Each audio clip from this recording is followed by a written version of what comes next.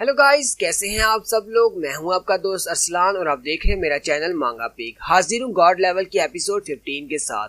तो last episode के and पे हमने देखा था कि डोंगफेंग फैमिली से एक सर्वेंट आता है जिसका नाम डोंगफेंग फू होता है। बिमिंग उसे कहता है ये सब कुछ तुम्हारी वजह से हुआ है, ये मेरी हालत तुम्हारी वजह से है, तुमने मुझे वहाँ से निकलवाया था, इसलिए यहाँ से दफा हो जाओ, मुझे तुम्हारी कोई भी बात नहीं सुननी। गूजोंग भी उसे कहता है मुझे तो हमेशा से पता था कि तुम सिर्फ डोंगफेंग फैमिली के गुलाम हो और इसके अलावा कुछ भी नहीं। डोंगफेंग फू से कहता है मास्टर चैन प्लीज मेरी बात तो सुन ले, मुझे यहाँ पर डोंगफेंग फैमिली के हेड ने भेजा है, उन्होंने एक मैसेज भेजा है आपके लिए जो कि बहुत ज्यादा इंपॉर्टेंट है। बिमिंग उसे कहता है मेरे लिए उनकी फैमिली का कोई भी मसला इतना ज्यादा इंपॉर्टेंट नहीं है, कौन सी बात है जो इतनी ज्यादा इंपॉर्टेंट है। डोंगफेंग फू से कहता है असल में मास्टर का बर्थडे आ रहा है और उनकी बर्थडे पार्टी के लिए हमने वहाँ पर एक बहुत बड़ा बैंक्वेट रखा है और हम चाहते हैं कि मास्टर चैन यानी कि आप भी वहाँ पर आएं। और साथ ही वो उसके सामने एक इनविटेशन कार्ड करता है। बिमिंग उसके हाथ से वो इनविटेशन लेटर ले लेता है और कहता है हाँ ये वाकई में बहुत ज्यादा इंपॉर्टेंट है क्योंकि अब डोंगफेंग बूढ़ा हो चुका है, मुझे लगता है कि जल्दी ही वो मरने वाला है। साथ ही वो इन्विटेशन कार्ड को उस नौकर के मुंह पर फेंक देता है और कहता है लेकिन मैं वहाँ पर क्यों आऊंगा। डोंगफेंग फू से कहता है प्लीज मास्टर चैन आपको वहाँ पर आना होगा। जब हमारे मास्टर अपनी बर्थडे पार्टी पर बहुत सारे लोगों को बुला रहे थे तो वहीं पर वो एक ऐसे बंदे को भी बुला रहे हैं जिसे आपके पेरेंट्स के बारे में पता है। बिमिंग उसे कहता है क्या उसे मेरे पेरेंट्स के बारे में वाकई पता है, क्या तुम मेरे पेरेंट्स को जानते हो। डोंगफेंग फू से कहता है हाँ मैं जानता हूँ और आपको पार्टी में आकर अपने पेरेंट्स के बारे में पता चल सकता है। बिमिंग कहता है चलो ठीक है फिर मैं कल पार्टी में आ जाऊंगा, लेकिन अगर तुम लोग कोई प्लान करने की कोशिश कर रहे हो तो फिर एक बात याद रखना मैं किसी को भी नहीं छोड़ूंगा। डोंगफेंग फू से कहता है नहीं हम लोग ऐसा कुछ भी नहीं करेंगे मास्टर चैन, आप पूरे लोहे सिटी में बहुत ज्यादा फेमस हो चुके हैं इसलिए हम लोग आपको इन्वाइट करना चाहते हैं। बिमिंग उसके हाथ से वो इन्विटेशन लेटर फिर से ले लेता है। डोंगफेंग फू बिमिंग से कहता है चलें ठीक है मैं वापस चला जाता हूँ, कल मैं आप सबको लेने के लिए आऊंगा, आप तैयार रहना, मैं आपको पार्टी की लोकेशन पर ले जाऊंगा। गूडाओ डोंगफेंग फू से कहता है जरा रुको एक मिनट, मैं भी इस पार्टी को ज्वाइन करना चाहता हूँ, क्या इसमें कोई मसला है, क्या मैं वहाँ पर नहीं आ सकता। डोंगफेंग फू की तरफ देखकर हैरान हो जाता है और कहता है तुम तो गू फैमिली के यंग मास्टर हो, हाँ तुम आ सकते हो, ये तो हमारी डोंगफेंग फैमिली के लिए बहुत ही ऑनर की बात होगी, गू फैमिली के यंग मास्टर हमारी पार्टी में आए। साथ ही ब्लैक विडो से कहती है और मेरे बारे में क्या ख्याल है, क्या मैं वहाँ पर आ सकती हूँ, अगर गूडाओ पार्टी में जाएगा तो मैं भी वहाँ पर जाऊंगी। डोंगफेंग फू से कहता है ब्लैक विडो हाँ क्यों नहीं, तुम तो वहाँ पर आ सकती हो, तुम सब लोग आ सकते हो। बिमिंग उससे कहता है अगर यहाँ पर तुम्हारा काम खत्म हो गया है तो तुम यहाँ से जा सकते हो। डोंगफेंग फू से कहता है अच्छा ठीक है मैं यहाँ से जा रहा हूँ, मैं कल आपको लेने के लिए आऊंगा। गूडाओ बिमिंग से कहता है मुझे नहीं लगता कि ये पार्टी इतनी ज्यादा सिंपल होने वाली है, वहाँ पर कोई ना कोई ट्रैप तो जरूर होगा। ब्लैक विडो बिमिंग से कहती है मुझे भी कुछ ऐसा ही लगता है कि इस पार्टी में कुछ अजीब होने वाला है,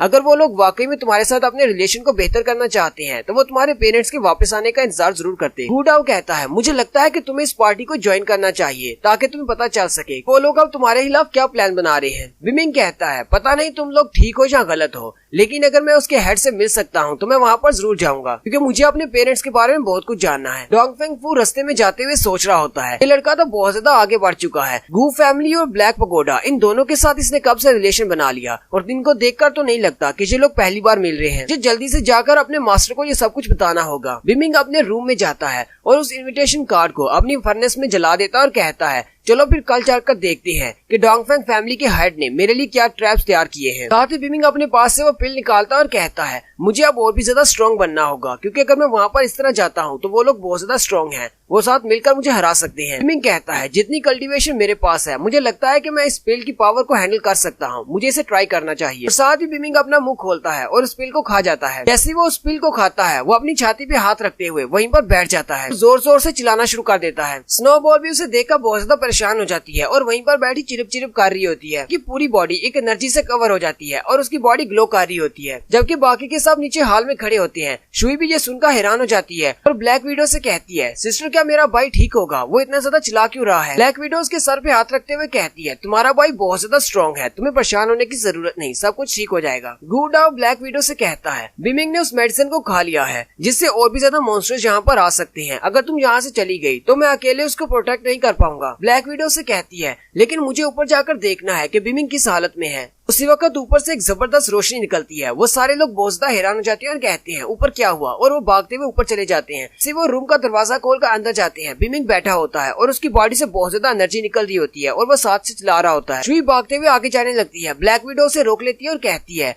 उसने मेडिसिन ले ली है इसलिए तुम आगे मत जाओ, उसकी बॉडी से बहुत ज्यादा एनर्जी निकल रही है। ब्लैक विडो उसकी बॉडी से निकलने वाली एनर्जी को महसूस करते हुए कहती है यहाँ पर तो बहुत ज्यादा प्रेशर है, लगता है कि इसने वो मेडिसिन खा ली है, इसकी मेडिसिन तो बहुत ज्यादा स्ट्रॉन्ग है। बिमिंग अपनी बॉडी से निकलने वाली सारी एनर्जी को अपने हाथों से घुमाते हुए एक एनर्जी बॉल बना लेता है और फिर उस सारी एनर्जी को कंप्रेस करते हुए अपनी बॉडी के अंदर समा लेता है। से वो सारी एनर्जी को अपनी बॉडी में ले लेता है, साथ ही वो अपनी आंखें बंद करके रेस्ट की मूड में चला जाता है। गूडाओ कहता है क्या इसने काम किया, क्या ये वाकई में अपग्रेड हो गया है। ब्लैक विडो से कहती है पता नहीं, अभी तक तो ये पता नहीं चल रहा, लेकिन मुझे लगता है कि इसकी बॉडी अब एक सेक्रेट बॉडी बन चुकी है। गूडाओ कहता है मैंने तो कभी सोचा भी नहीं था कि सिर्फ एक मेडिसिन जो कि व्हाइट जेड बोन से बनी हो उसको यूज करके आप अपना लेवल अप कर सकते हैं। ब्लैक विडो गूडाओ से कहती है तुम्हारे पास भी तो एक पिल है, तो तुम भी ट्राई करके देखो। गूडाओ से कहता है क्या मैं तुम्हें कोई बेवकूफ नजर आता हूँ, तुम्हें लगता है कि मैं मरना चाहता हूँ जो मैं उस पिल को खाऊंगा। ब्लैक विडो से कहती है बीमिंग सिर्फ इंटरमीडिएट स्टेज पर था, तो फिर भी उसने उस मेडिसिन को खाकर अपने आप को अपग्रेड कर लिया, लेकिन तुम तो एक हाई लेवल के हंटर हो और वो भी एक बड़ी फैमिली से, तुम्हें तो जरूर इस मेडिसिन को खाना चाहिए। गूडाओ से कहता है अब मैं इतना बड़ा भी डेयर डेविल नहीं हूँ, मैं अपनी बॉडी को यूज नहीं करने वाला, तुम्हें क्या लगता है मैं इस तरह की मेडिसिन को खाकर अपनी बॉडी को खतरे में डाल दूं। गूडाओ ब्लैक विडो से पूछता है क्या तुम्हें पता है इसे कौन सी बॉडी मिलने वाली है। ब्लैक विडो से कहती है पता नहीं, हम लोग इंतजार करते हैं जब तक ये उठ ना जाए, अभी तो ये सो रहा है। फिर ब्लैक विडो नीचे आ जाती है। गूडाओ से कहता है तुम कहाँ पर जा रही हो, क्या तुम यहाँ पर रुका इंतजार नहीं करने वाली? अच्छा रुको मैं भी आ रहा हूँ। अगले दिन जैसे ही वो दोनों वहाँ पर आते हैं, बिमिंग उठकर खड़ा होता है, वो उसे देखकर बहुत ज्यादा हैरान हो जाते हैं। गूडाओ से कहता है मुझे तो यकीन नहीं हो रहा कि तुमने उस मेडिसिन की सारी एनर्जी को एब्जॉर्ब कर लिया और ऊपर से अब तुम एक हाई लेवल के हंटर बन चुके हो। बिमिंग उसे कहता है हाँ ये बहुत ज्यादा पेनफुल था, मुझे बहुत ज्यादा दर्द भी हुआ, इसलिए मैं तुम्हें एडवाइस करूंगा जब तुम किंग लेवल के हंटर बनने वाले हो, यानी कि तुम्हारा लेवल अप होने वाला हो, तभी इस मेडिसिन को यूज करना, वरना तुम्हें बहुत ज्यादा दर्द होने वाला है। गूडाओ अपनी पिल निकालता है और कहता है ये तो बहुत ज्यादा अमेजिंग है, इसका मतलब अगर मैं इसको ट्राई करता हूँ तो मैं भी ब्रेक थ्रू पे जा सकता हूँ, मैं भी अपना लेवल अप कर सकता हूँ। ब्लैक विडो से कहती है तुम जल्दी से इस मेडिसिन को खा लो, मैं पर्सनली तुम्हें गार्ड करूंगी, कोई भी तुम्हें डिस्टर्ब नहीं करेगा। गूडाओ से कहता है क्या मैं तुम्हें कोई बेवकूफ नजर आता हूँ जो तुम्हारी बात मानकर इस पिल को खा लूंगा, मैं तो सिर्फ ऐसे ही कह रहा था, क्यों ना तुम इसको खाओ ताकि तुम बिमिंग की कल्टीवेशन के लेवल तक पहुंच सको। ब्लैक विडो से कहती है शायद तुम भूल रहे हो, मैं तो पहले से वॉर लेवल की हंटर हूँ, बिमिंग तो अभी किंग लेवल का हंटर भी नहीं बना, ये तो एक हाई लेवल का हंटर है, लेकिन मुझे नहीं लगता कि तुम अपने हाई लेवल के हंटर से आगे बढ़ने वाले हो, तुम इसी स्टेज पर सारी जिंदगी रहने वाले हो। गूडाओ से कहता है अपनी बकवास बंद करो, तुम्हारे पास मेरा मजाक उड़ाने के अलावा और कोई काम नहीं है। वो लोग अभी वहीं पर बातें कर रहे होते हैं कि डोंगफेंग फू वहाँ पर आ जाता है और कहता है मास्टर चैन टाइम हो गया, चले मेरे साथ, मैं आप सबको पार्टी तक ले चलता हूँ। बिमिंग गूजोंग से कहता है तुम और शुई घर पर रहोगे, और साथ ही वो गूजोंग से कहता है मेरी बहन का ख्याल रखना, अगर कुछ भी हो तो जल्दी से मुझे इन्फॉर्म करने के लिए आ जाना। गूजोंग से कहता है अच्छा ठीक है, मैं तुम्हारे घर का और शुई का ख्याल रखूंगा। शुई उसे कहती है ब्रदर मुझे भी कुछ कहना है। बिमिंग उसे कहता है तुम और गूजोंग अब इतने ज्यादा स्ट्रॉन्ग नहीं हो जो कि उस पार्टी में जा सको, वहाँ पर कुछ भी हो सकता है, इसलिए मैं तुम्हें अपने साथ नहीं ले जा सकता, इसलिए तुम दोनों को घर पर ही रहना होगा। फिर वो गूडाओ और ब्लैक विडो से कहता है क्या तुम दोनों रेडी हो, चलो फिर चलते हैं। गूडाओ से कहता है आखिर हमें रेडी किसके लिए होना है, कौन सा वहाँ पर कोई फाइट होने वाली है। विडो से कहती है हाँ मैं तो हमेशा ही रेडी रहती हूँ, चलो फिर चलते हैं। नेक्स्ट सीन डोंगफेंग मेंशन का दिखाया जाता है जहाँ पर बर्थडे पार्टी पर बहुत सारे लोग आए हुए हैं। बिमिंग भी वहाँ पर अपने दोस्तों के साथ पहुँच जाता है। गूडाओ कहता है यहाँ पर तो लोहे सिटी की सारी बड़ी फैमिलीज आई हुई हैं, लगता है कि ये डोंगफेंग फैमिली इतनी भी छोटी नहीं है। वहीं पर सारी फैमिलीज के छोटे हंटर भी खड़े होते हैं और कहते हैं ये तो मास्टर चैन बिमिंग है, ये यहाँ पर क्या कर रहे हैं, क्या ये भी हमारे मास्टर को यहाँ पर ब्लेसिंग देने के लिए आए हैं। डोंगफेंग फू कहता है मास्टर चैन प्लीज यहाँ से आए, आप अंदर चले। एक बार खड़े हंटर्स में से एक हंटर कहता है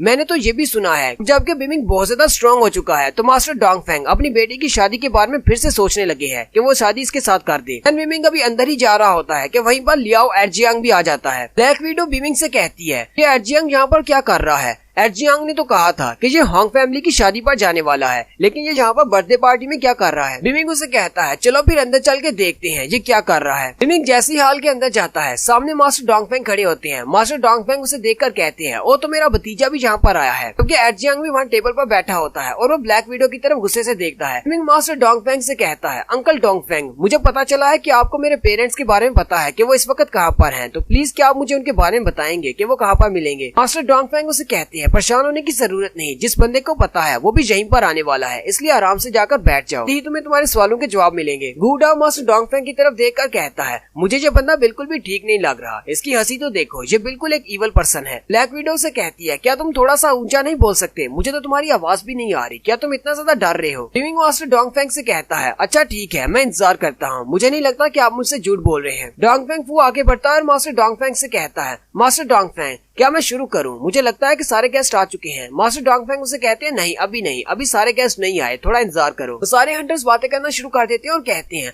आखिर मास्टर डोंगफेंग किसका वेट कर रहे हैं, ऐसा कौन है जिसका वेट ये कर रहे हैं। वो कोई बहुत ज्यादा स्ट्रॉन्ग होगा, क्योंकि गुडाओ भी ये सोच रहा होता है आखिर मास्टर डोंगफेंग किसका वेट कर रहे हैं। लगता है उन्हें तीनों बड़े शहर में से किसी बड़ी फैमिली को यहाँ पर इनवाइट किया हुआ है जिसका वो इंतजार कर रहे हैं। बिमिंग उसे कहता है चाहे डोंगफेंग फैमिली के पास कितनी भी पावर क्यों ना हो, वो 3 बड़े शहरों की किसी भी बड़ी फैमिली तक नहीं पहुँच सकते, क्योंकि रीच सिर्फ लोहे सिटी तक ही है। थोड़ी देर के बाद वहाँ पर हांग फैमिली वाले आ जाते हैं और उनके साथ हांग मिंगटू भी होता है। मास्टर हांग कहते हैं ब्रदर डोंगफेंग मुझे माफ कर देना, मैं थोड़ा सा लेट हो गया। और यही पर हमारी एपिसोड 15 का एंड होता है। नेक्स्ट एपिसोड में हम देखेंगे इस बर्थडे पार्टी में कुछ बहुत ज्यादा इंटरेस्टिंग होने वाला है। एक तो शादी का ऐलान होने वाला है और दूसरा जबरदस्त फाइट होने वाली है डीमन एक्सटर्मिनेशन अलायंस वालों के दरमियान।